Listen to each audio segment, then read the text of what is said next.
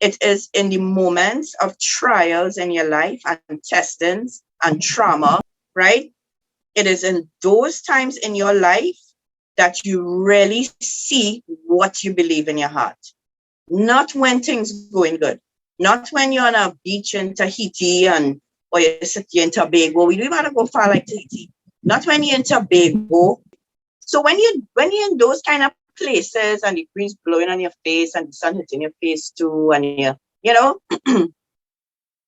you honestly, you might think you're in control in those times, but it's only when you are in a situation of trauma, trial, distress, some sort of sudden tragedy come on you or something, or that is when you really know what you believe in your heart. And it is at that point, ladies, that what you believe in your heart would start to kick in, right, automatically, and you will start to react based on what you feel, what you believe in your heart, not based on what you taught, not based on what you repeat.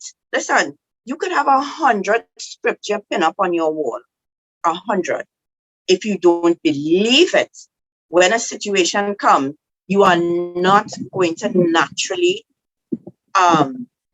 react based on that, right? You're going to react based on what you really believe in your heart. I remember, this was years ago, somebody used to visit our church.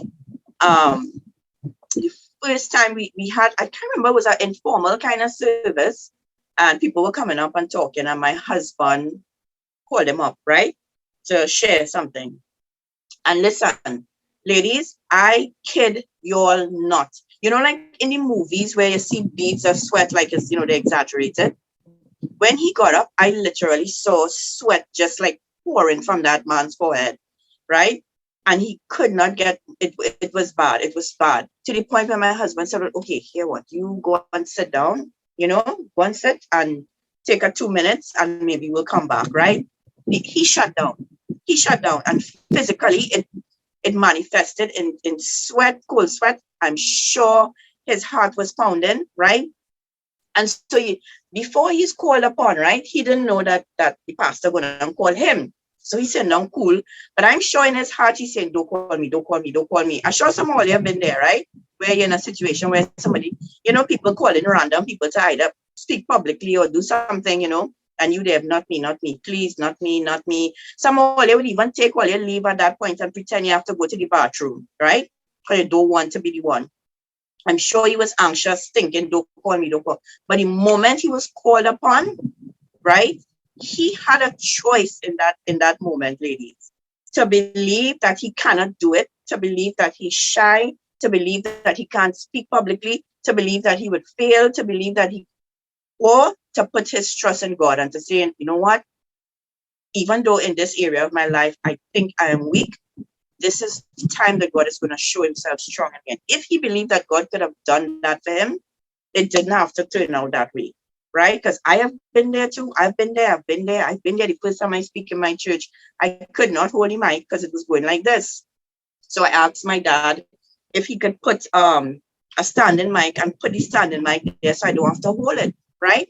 So what you believe, ladies, in the moments of worry, in the moments of fear, great fear and panic, will manifest.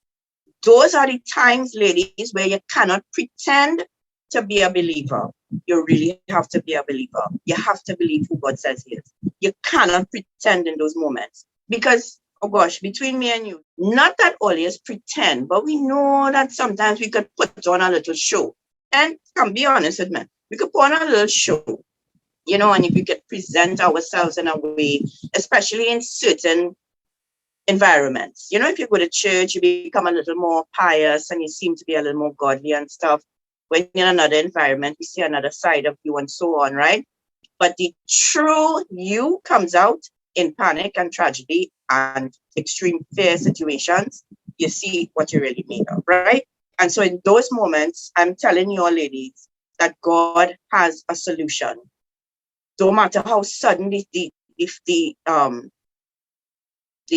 situation is, a trauma or whatever, you don't have to get to a point of a meltdown. Yes?